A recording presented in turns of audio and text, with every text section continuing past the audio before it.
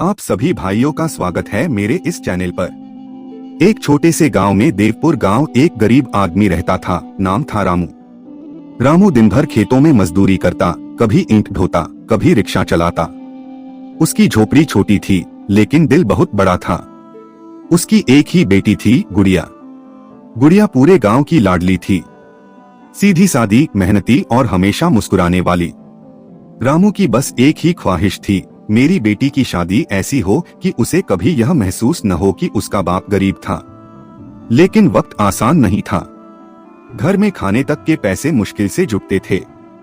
शादी की बात आते ही लोग ताने मारते, अरे रामू, तेरे बस की नहीं इतनी धूमधाम वाली शादी, सादा कर दे, गरीब आदमी ज्यादा सपने अच्छे नहीं। रामू बस मुस्कुरा देता, मगर रात को चुपके से रोता। शादी तय हो गई। लड़का अच्छा था, पास के शहर में नौकरी करता था। अब रामू के सामने सबसे बड़ा सवाल था, शादी कैसे होगी। उसने दिन रात मेहनत शुरू कर दी।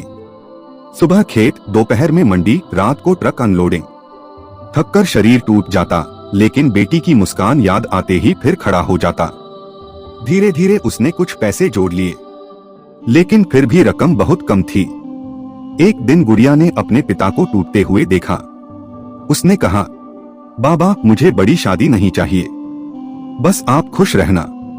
रामू ने बेटी का सिर सहलाया और बोला, बेटी, गरीब हूं, लेकिन तेरे अरमान गरीब नहीं होने दूंगा।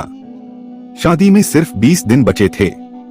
तभी गांव के बुजुर्ग मास्टर जी ने पंचायत में बात उठाई। रामू ने जिंदगी भर सबकी मदद की है, आज उसकी बेटी हमारी भी बेटी है। बस फिर क्या था, किसी ने चावल दिए, किसी ने सब्जियां। हलवाई ने आधे पैसे में मिठाई बनाने का वादा किया। टेंट वाले ने कहा, कुर्सियों का पैसा मत देना। गांव की औरतों ने मिलकर गीत गाने और सजावट की जिम्मेदारी ले ली। पूरा गांव एक परिवार बन गया। शादी वाले दिन रामू की झोपड़ी किसी महल से कम नहीं लग रही थी। रंग बिरंगी लाइटें, ढोल की आवाज, बच्चों की हंसी, हर तरफ खुशी थी। जब बारात आई तो दूल्हे के पिता ने रामू का हाथ पकड़कर कहा, आज आपने नहीं, पूरे गांव ने अपनी बेटी की शादी की है। रामू की आंखों से आंसू बहने लगे। विदाई का समय आया। गुड़िया अपने पिता से लिपटकर रोने लगी, बाबा, आपने मुझे दुनिया की सबसे अमीर बेटी बना दिया।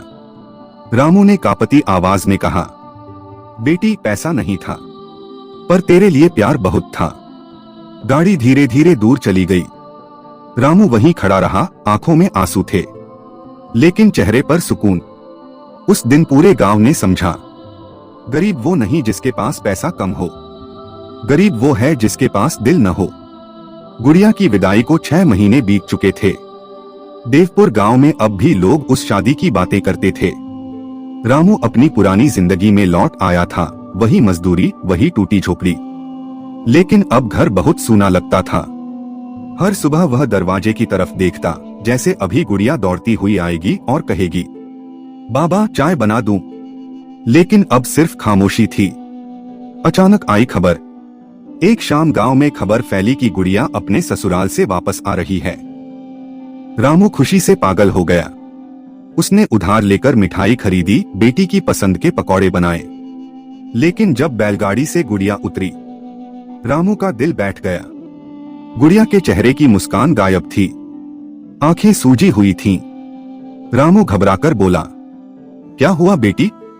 गुड़िया कुछ नहीं बोली, बस रो पड़ी। रात को पता चला कि उसके ससुराल वाले अब दहेज के लिए ताने देते थे। कहते थे, तेरे बाप ने शादी में दिखावा तो बहुत किया, लेकिन दिया क्या? यह सुनकर रामू के पैरों तले जमीन खिसक गई। जिस शादी को उसने अपनी जिंदगी की सबसे बड़ी जीत समझा था, वही आज बेटी के आंसुओं की वजह बन गई थी। उस रात रामू सोया नहीं। सुबह होते ही उसने अपना छोटा सा खेत बेचने का फैसला कर लिया। पूरा गांव हैरान था। रामू, यही तो आखिरी सहारा है। लेकिन रामू बोला, अगर बेटी की इज्जत बचाने में सब चला जाए तो भी सस्ता है। 2 दिन बाद वह पैसे लेकर गुड़िया के ससुराल पहुंचा। उसने पैसे सामने रखे और हाथ जोड़कर कहा, मैं गरीब आदमी हूं, लेकिन मेरी बेटी को मत रुलाइए। कमरे में सन्नाटा छा गया। तभी दूल्हा अर्जुन अंदर आया। उसने पैसे उठाए और सबके सामने आग में फेंक दिए। सब चौंक गए। अर्जुन गुस्से में बोला, शर्म आनी चाहिए हमें। जिस आदमी ने अपनी जिंदगी बेटी के लिए खपा दी, हम उसी से पैसे मांग रहे हैं। उसने अपने पिता की तरफ देखा। अगर इस घर में मेरी पत्नी की इज्जत नहीं होगी तो मैं भी यहाँ नहीं रहूंगा। पहली बार गुड़िया के चेहरे पर हल्की मुस्कान आई। अर्जुन गुड़िया को लेकर शहर चला गया। दोनों ने किराए के छोटे से कमरे से नई जिंदगी शुरू की। गुड़िया सिलाई करने लगी, अर्जुन नौकरी करता रहा। धीरे धीरे जिंदगी बदलने लगी। एक दिन अर्जुन और गुड़िया अचानक गांव लौटे। इस बार उनके साथ एक बड़ी गाड़ी थी। रामू घबरा गया, सब ठीक तो है? गुड़िया मुस्कुराई और बोली, बाबा अब आपकी बारी है खुश रहने की। उन्होंने रामू के लिए नया पक्का घर बनवाया था। रामू रो पड़ा। गुड़िया ने पिता का हाथ पकड़कर कहा, उस दिन आपने कहा था कि आप गरीब हैं। लेकिन बाबा, दुनिया का सबसे अमीर इंसान वही होता है जिसके पास आपके जैसा दिल हो। नया पक्का घर बनने के बाद देवपुर गांव में रामू की इज्जत और बढ़ गई थी। अब लोग उसे गरीब मजदूर नहीं बल्कि इज्जत वाला बाप कहकर बुलाते थे। लेकिन जिंदगी अभी एक और इम्तिहान बाकी रखे बैठी थी। एक रात तेज बारिश हो रही थी। बिजली चमक रही थी, हवाएं डरावनी आवाजें कर रही थीं। तभी अर्जुन के फोन पर एक कॉल आया। शहर की फैक्ट्री जहां वह काम करता था, उसमें भयंकर आग लग गई थी। अर्जुन तुरंत शहर भागा। सुबह खबर आई, फैक्ट्री पूरी जल चुकी थी। सैकड़ों लोग बेरोजगार हो गए थे। अर्जुन की नौकरी भी चली गई। कुछ ही दिनों में घर की बचत खत्म होने लगी। किराया देना मुश्किल हो गया। गुड़िया ने अपने गहने बेच दिए। लेकिन अर्जुन अंदर ही अंदर टूटने लगा था। एक रात उसने धीमी आवाज में कहा, शायद मैं अच्छा पति नहीं बन पाया। गुड़िया तुरंत बोली, ऐसा मत कहिए। मुश्किल वक्त इंसान की कीमत नहीं तय करता। लेकिन अर्जुन की आंखों में डर साफ दिख रहा था। उधर गांव में रामू को सब पता चल चुका था। उसने बिना बताए एक बड़ा फैसला लिया। अगले हफ्ते वह शहर पहुंचा। उसके हाथ में एक पुराना बैग था। अर्जुन ने पूछा, बाबा आप अचानक? रामू मुस्कुराया और बोला, तुम दोनों को घर ले जाने आया हूं। बैग खोलते ही अर्जुन और गुड़िया हैरान रह गए। बैग में पैसे थे। अर्जुन चौंक कर बोला, इतने पैसे कहां से आए? रामू हंसा, तेरी बेटी का बाप हूं, कुछ तो जादू आता होगा। असल में रामू ने गांव में अपनी मेहनत से छोटी डेयरी शुरू की थी। गांव वालों ने फिर उसका साथ दिया। धीरे धीरे उसका काम चल निकला। रामू अर्जुन को गांव के बाहर एक खाली जमीन पर ले गया। वहां कुछ मजदूर काम कर रहे थे। अर्जुन ने पूछा, ये क्या बन रहा है? रामू की आंखें चमक उठीं। ये तुम्हारी नई फैक्ट्री है। अर्जुन सन्न रह गया। रामू बोला, मैं पढ़ा लिखा नहीं हूं, लेकिन इतना जानता हूं कि मेहनती आदमी कभी छोटा नहीं होता। तुम दूसरों के लिए काम करते थे, अब लोग तुम्हारे लिए काम करेंगे। 6 महीने बाद वही छोटी फैक्ट्री पूरे इलाके में मशहूर हो गई। अर्जुन ने गांव के बेरोजगार लोगों को काम देना शुरू किया। गांव बदलने लगा। एक दिन जिला अधिकारी फैक्ट्री देखने आए। उन्होंने पूछा, इस सफलता के पीछे सबसे बड़ा कारण क्या है? अर्जुन मुस्कुराया और सबके सामने रामू की तरफ इशारा किया। एक गरीब बाप जिसने कभी हार मानना नहीं सीखा। पूरा हॉल तालियों से गूंज उठा। रामू की आंखें भर आईं। उसे पहली बार महसूस हुआ, किस्मत गरीब पैदा कर सकती है, लेकिन हौसला इंसान को अमीर बना देता है। देवपुर गांव की वह छोटी फैक्ट्री अब पूरे जिले में मशहूर हो चुकी थी। लोग दूर दूर से काम मांगने आते थे। अर्जुन और गुड़िया की मेहनत रंग ला रही थी और रामू अब गांव के बच्चों के लिए प्रेरणा बन चुका था। उत्तर प्रदेश के एक छोटे से गांव में सुरेश नाम का एक आदमी रहता था। बाहर से देखने पर उसकी जिंदगी बिल्कुल सामान्य लगती थी। घर था, पत्नी थी, 2 बच्चे थे और खेत भी थे। गांव वाले कहते थे, सुरेश कितना शांत और समझदार इंसान है। लेकिन कोई नहीं जानता था कि सुरेश के दिल के अंदर कितना बड़ा तूफान चल रहा था। सुरेश सुबह जल्दी उठता, खेतों में काम करता और देर रात तक चुपचाप बैठा रहता। घर में सभी लोग उससे बात करते, लेकिन वह हमेशा बस हूं या ठीक है कहकर चुप हो जाता। उसकी पत्नी मीना कई बार पूछती, क्या बात है सुरेश, तुम इतने परेशान क्यों रहते हो? लेकिन सुरेश हर बार मुस्कुरा देता और कहता, कुछ नहीं, बस थकान है। असल में सुरेश अपने ही परिवार के बीच अकेला महसूस करता था। उसके पिता बचपन से ही उसे कमजोर और निकम्मा कहते थे। जब उसका छोटा भाई रमेश कोई छोटा सा काम भी कर देता तो पिता उसकी तारीफ करते, लेकिन सुरेश दिन रात मेहनत करता, फिर भी उसे कभी प्यार नहीं मिला। धीरे धीरे सुरेश ने बोलना कम कर दिया। एक दिन गांव में बड़ा त्योहार था। पूरा परिवार खुश था, लेकिन सुरेश घर के कोने में बैठा आसमान देख रहा था। तभी उसका बेटा रोहन उसके पास आया और बोला, पापा, आप हमेशा उदास क्यों रहते हो? क्या हमसे कोई गलती हुई है? ये सुनते ही सुरेश की आंखें भर आईं। उसने पहली बार महसूस किया कि उसका दर्द अब उसके बच्चों तक पहुंचने लगा है। और उसी रात सुरेश ने एक ऐसा फैसला लिया जिसने पूरे परिवार की जिंदगी बदल दी। उस रात सुरेश बिल्कुल नहीं सो पाया। बार बार उसके बेटे रोहन की बातें उसके कानों में गूंज रही थीं। पापा, आप हमेशा उदास क्यों रहते हो? सुरेश की आंखों से आंसू बहने लगे। उसे महसूस हुआ कि जिस दर्द को वह सालों से अपने अंदर दबाकर जी रहा था, अब उसका असर उसके बच्चों पर भी पड़ने लगा है। आधी रात को वह चुपचाप घर से बाहर निकला और पुराने बरगद के पेड़ के नीचे जाकर बैठ गया। वहीं बैठकर उसे अपने पुराने दिन याद आने लगे। करीब 15 साल पहले सुरेश पढ़ाई में बहुत तेज था। उसका सपना था शहर जाकर बड़ा अफसर बनना। उसके शिक्षक भी कहते थे, सुरेश एक दिन परिवार का नाम रोशन करेगा। लेकिन उसके पिता चाहते थे कि वह खेत संभाले। एक दिन सुरेश को शहर के कॉलेज से दाखिले का पत्र आया।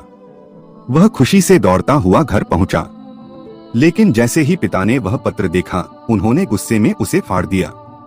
हमारे घर के लड़के खेती छोड़कर शहर नहीं भागते, पिता जोर से चिल्लाए। उस दिन पहली बार सुरेश का सपना टूटा था।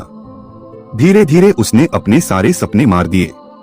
उसने खेत संभाल लिए, परिवार संभाल लिया, लेकिन खुद को कभी संभाल नहीं पाया।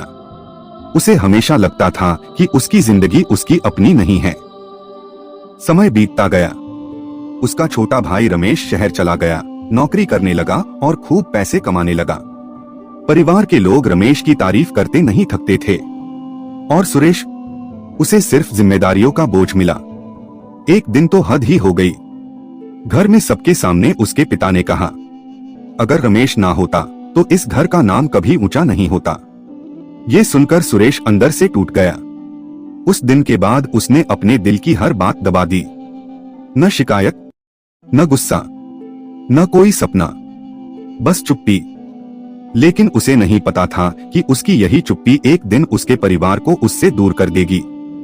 और अगले ही दिन घर में कुछ ऐसा हुआ जिसने सुरेश को पूरी तरह हिलाकर रख दिया। अगली सुबह घर का माहौल बिल्कुल सामान्य था। मीना रसोई में खाना बना रही थी, बच्चे स्कूल जाने की तैयारी कर रहे थे और सुरेश हमेशा की तरह चुपचाप आंगन में बैठा था। लेकिन उसके अंदर पिछली रात की बातें तूफान बन चुकी थीं। तभी उसका छोटा भाई रमेश शहर से गांव आया। नई गाड़ी, महंगे कपड़े और चेहरे पर घमंड। पूरा परिवार रमेश के स्वागत में लग गया। पिता की आंखों में खुशी साफ दिखाई दे रही थी। देखो, मेरा बेटा शहर से कितना बड़ा आदमी बनकर आया है, पिता गर्व से बोले। सुरेश बस चुप रहा। दोपहर को सभी लोग साथ बैठकर खाना खा रहे थे। तभी रमेश ने हंसते हुए कहा, भैया, अगर आप भी थोड़ी समझदारी दिखाते तो आज खेतों में मिट्टी नहीं खोद रहे होते। पूरा कमरा हंसी से गूंज उठा। सुरेश के दिल पर जैसे किसी ने पत्थर मार दिया हो। उसने पहली बार अपने बच्चों की तरफ देखा। रोहन और छोटी बेटी परी चुपचाप अपने पिता का चेहरा देख रहे थे। उनकी आंखों में सवाल था, दर्द था, लेकिन सबसे ज्यादा तकलीफ तब हुई जब उसके पिता भी हंस पड़े। अरे, सुरेश तो बचपन से ही सीधा था, तभी जिंदगी भर पीछे रह गया, पिता बोले। ये सुनते ही सुरेश के हाथ कांपने लगे। उसकी आंखों के सामने अपने टूटे हुए सपने घूमने लगे। फटा हुआ कॉलेज का पत्र, अधूरी पढ़ाई, दबे हुए आंसू। और अचानक सुरेश जोर से रो पड़ा। पूरा घर सन्न रह गया। सालों से चुप रहने वाला इंसान आज बच्चों की तरह फूट फूट कर रो रहा था। मैंने इस घर के लिए सब कुछ छोड़ दिया, अपने सपने, अपनी खुशी, अपनी पूरी जिंदगी, सुरेश का पति आवाज में बोला।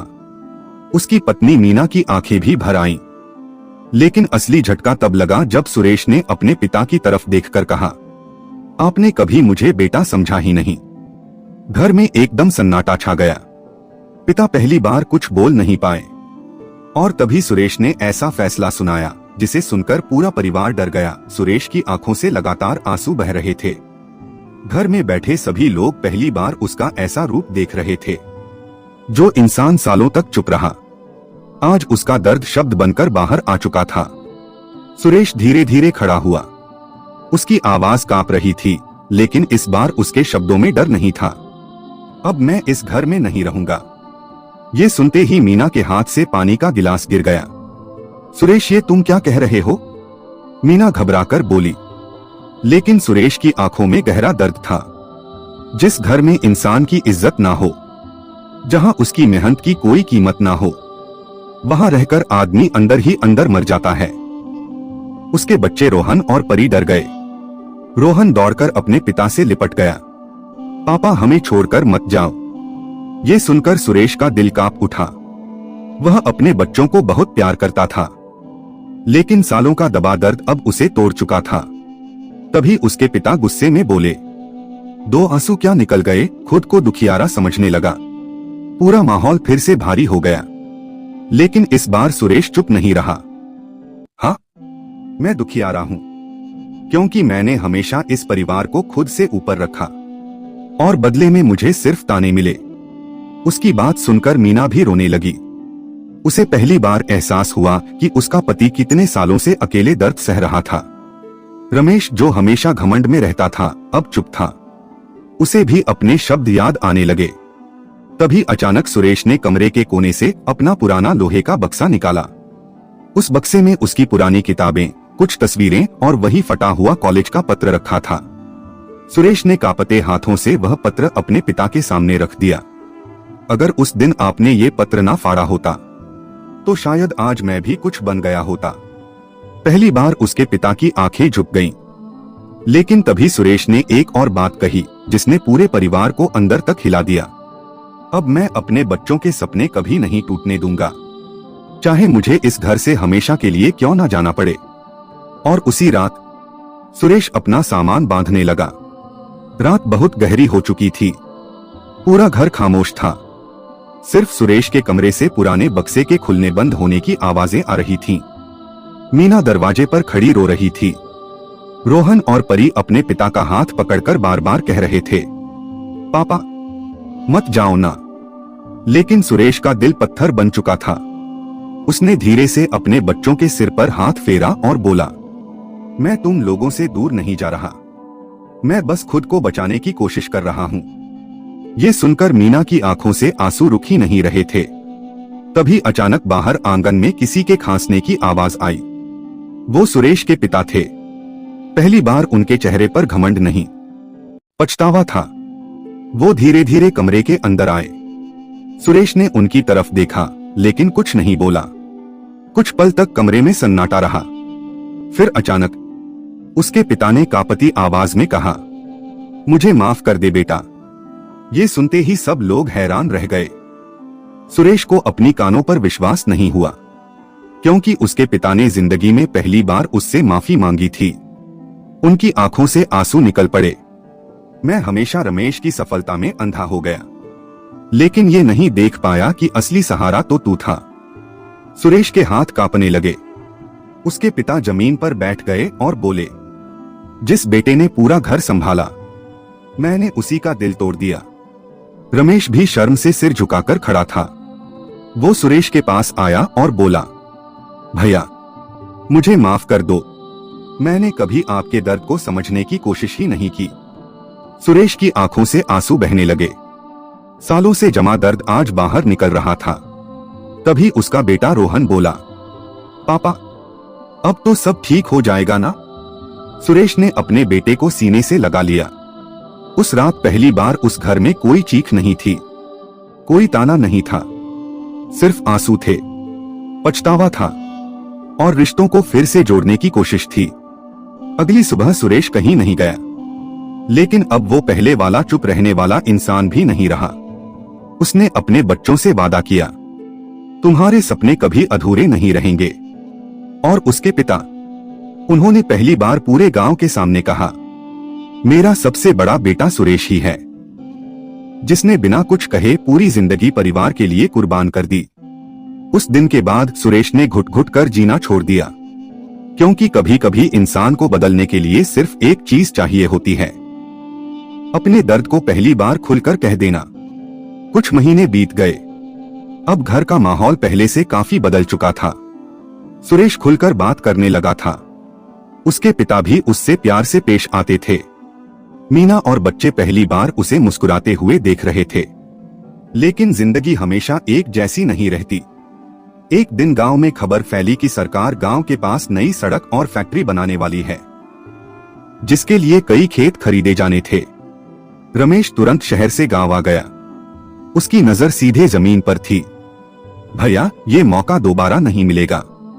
अगर खेत बेच देंगे तो करोड़ों मिलेंगे, रमेश उत्साह से बोला। लेकिन सुरेश चुप था। उसके लिए वो खेत सिर्फ जमीन नहीं थे, वो उसकी मेहनत, उसका संघर्ष और उसकी पूरी जिंदगी थे। तभी पिता भी बोले, रमेश सही कह रहा है, अब खेती में कुछ नहीं रखा। सुरेश के दिल में फिर वही पुराना डर जाग उठा। उसे लगा कहीं फिर से उसकी बात दबा ना दी जाए। उस रात वह अकेला खेतों में जाकर बैठ गया। ठंडी हवा चल रही थी, चांदनी खेतों पर पड़ रही थी। सुरेश मिट्टी को हाथ में लेकर सोच रहा था, क्या सच में मेरी जिंदगी की हर चीज मुझसे छिन जाएगी? तभी उसे पीछे से किसी के आने की आवाज सुनाई दी। वो उसका बेटा रोहन था। रोहन धीरे से उसके पास बैठ गया और बोला, पापा, अगर आपका मन नहीं है तो खेत मत बेचिए, इस बार आपकी खुशी सबसे जरूरी है। ये सुनते ही सुरेश की आंखें भर आईं। पहली बार किसी ने उसकी इच्छा को सबसे ऊपर रखा था। लेकिन अगले ही दिन घर में एक ऐसा कागज आया जिसने सबको हिला दिया। वो जमीन के बंटवारे के दस्तावेज थे और सबसे बड़ा झटका ये था कि उसमें सुरेश के हिस्से की जमीन भी बिना पूछे बेचने की तैयारी हो चुकी थी। सुबह जैसे ही सुरेश ने जमीन के कागज देखे, उसके पैरों तले जमीन खिसक गई। उस दस्तावेज में साफ लिखा था कि खेत का बड़ा हिस्सा फैक्ट्री वालों को बेच दिया जाएगा। और सबसे चौंकाने वाली बात, सुरेश के हिस्से की जमीन पर भी हस्ताक्षर की तैयारी हो चुकी थी। सुरेश की आंखें गुस्से और दर्द से लाल हो गईं। ये सब क्या है? उसने कांपती आवाज में पूछा। घर में सन्नाटा छा गया। रमेश धीरे से बोला, भैया, मैंने सोचा आप मना करोगे, इसलिए पहले बात पक्की कर दी। ये सुनते ही सुरेश का दिल टूट गया। उसे लगा जैसे सालों पुराना जख्म फिर से खुल गया हो। मतलब आज भी मेरी राय की कोई कीमत नहीं? सुरेश जोर से चिल्लाया। मीना डर गई, बच्चे सहम गए। तभी पिता बोले, गुस्सा क्यों कर रहा है? ये सब परिवार के भले के लिए हो रहा है। लेकिन इस बार सुरेश चुप नहीं रहा। परिवार का भला या सिर्फ पैसों का लालच? उसकी आवाज पूरे घर में गूंज उठी। रमेश भी तैश में आ गया। भैया, भावुक होकर जिंदगी नहीं चलती, करोड़ों मिल रहे हैं। सुरेश ने तुरंत कागज उठाए और फाड़ दिए। पूरा घर सन्न रह गया। ये खेत मेरे आत्मसम्मान हैं। बिना मेरी मर्जी कोई इन्हें नहीं बेच सकता। सुरेश गरजा। उसके पिता ने पहली बार सुरेश की आंखों में वो आग देखी जो वर्षों से दबाई गई थी। लेकिन बात यहीं खत्म नहीं हुई। उसी शाम फैक्ट्री के कुछ लोग गांव में आए। उन्होंने साफ कह दिया, अगर जमीन नहीं बिकी तो सरकार जबरदस्ती अधिग्रहण भी कर सकती है। गांव में डर फैल गया।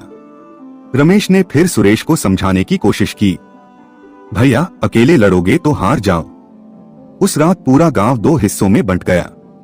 कुछ लोग सुरेश के साथ थे, कुछ लोग पैसों के लालच में रमेश के साथ। और तभी रात के अंधेरे में सुरेश के खेत में अचानक आग लग गई। लपटें आसमान तक उठने लगीं।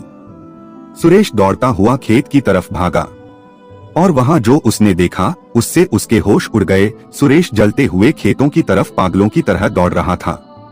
पूरा आसमान धुएं से भर चुका था। गांव वाले बाल्टियों से पानी डाल रहे थे, लेकिन आग इतनी भयानक थी कि कोई उसे रोक नहीं पा रहा था। सुरेश घुटनों के बल जमीन पर बैठ गया। उसकी आंखों के सामने उसकी सालों की मेहनत जल रही थी। तभी अचानक उसकी नजर खेत के किनारे खड़े एक आदमी पर पड़ी। वो रमेश था। उसके कपड़े मिट्टी और धुएं से भरे हुए थे और चेहरा डर से कांप रहा था। सुरेश गुस्से में उसकी तरफ भागा। सच बता रमेश, ये आग कैसे लगी? रमेश कुछ बोल नहीं पा रहा था। तभी फैक्ट्री कंपनी का एक आदमी वहां आया और गुस्से में चिल्लाने लगा, हमने सिर्फ डराने को कहा था, आग लगाने को नहीं। ये सुनते ही सबके होश उड़ गए। असल में रमेश ने फैक्ट्री वालों से पैसे लेकर सुरेश पर दबाव बनाने की कोशिश की थी। उसे लगा था कि अगर खेत को थोड़ा नुकसान होगा तो सुरेश डरकर जमीन बेच देगा। लेकिन बात हाथ से निकल गई। आग इतनी तेजी से फैली कि पूरा खेत जलने लगा। ये सुनते ही सुरेश की आंखों से आंसू निकल पड़े। जिस भाई के लिए उसने बचपन में लड़ाइयां लड़ी, जिसके लिए अपने सपने छोड़े, आज उसी ने उसके दिल पर सबसे बड़ा वार किया था। रमेश रोते हुए सुरेश के पैरों में गिर पड़ा। भैया, मुझसे बहुत बड़ी गलती हो गई। लेकिन इस बार सुरेश बिल्कुल शांत था। उसने सिर्फ इतना कहा, गलती नहीं रमेश, ये लालच था। तभी अचानक तेज हवा चली और खेत के पास खड़ा पुराना बिजली का खंभा टूटकर गिर गया। आसपास खड़े लोग चीखने लगे और उसी पल सुरेश ने देखा कि उसका बेटा रोहन आग के बीच फंस गया है। पापा, बचाइए! पूरा गांव डर से जम गया। लेकिन सुरेश बिना एक पल सोचे आग के अंदर दौड़ पड़ा। चारों तरफ आग की लपटें थीं, धुआं था, जलती हुई फसलें थीं। मीना जोर जोर से रो रही थी। कुछ सेकंड बाद सुरेश रोहन को अपनी बाहों में उठाकर बाहर ले आया, लेकिन खुद सुरेश बुरी तरह झुलस चुका था। गांव वाले तुरंत उसे अस्पताल लेकर गए। पूरा परिवार अस्पताल के बाहर रो रहा था। उसके पिता मंदिर के बाहर सिर झुकाकर बैठे थे। कई घंटों बाद डॉक्टर बाहर आए। सबकी सांसें रुक गईं। डॉक्टर धीमे से बोले, अब खतरा टल गया है, लेकिन इन्हें बहुत आराम की जरूरत होगी। ये सुनते ही पूरा परिवार रो पड़ा। कुछ दिनों बाद सुरेश घर वापस लौटा, लेकिन इस बार घर बदल चुका था। रमेश ने फैक्ट्री वालों से सारे रिश्ते तोड़ दिए। उसने सबके सामने अपनी गलती स्वीकार की। और सबसे बड़ी बात, सुरेश के पिता ने गांव की पंचायत में खड़े होकर कहा, जिस बेटे को मैंने हमेशा कमजोर समझा, वही इस परिवार की असली ताकत निकला। उस दिन पहली बार सुरेश के चेहरे पर सच्ची मुस्कान थी। उसने अपने बेटे रोहन का हाथ पकड़ा और कहा, बेटा, इंसान गरीब होने से नहीं हारता, अपने ही लोगों के टूटे भरोसे से हारता है। और अगर हिम्मत ना छोड़े तो सब कुछ फिर से जीत सकता है। धीरे धीरे खेत फिर हरे होने लगे और सुरेश अब वो घुट घुट कर नहीं जीता था, क्योंकि उसने आखिरकार अपने दर्द को अपनी कमजोरी नहीं, अपनी ताकत बना लिया था। अगर आपको ये कहानी अच्छी लगी हो तो मेरे चैनल को लाइक और सब्सक्राइब करना मत भूलना।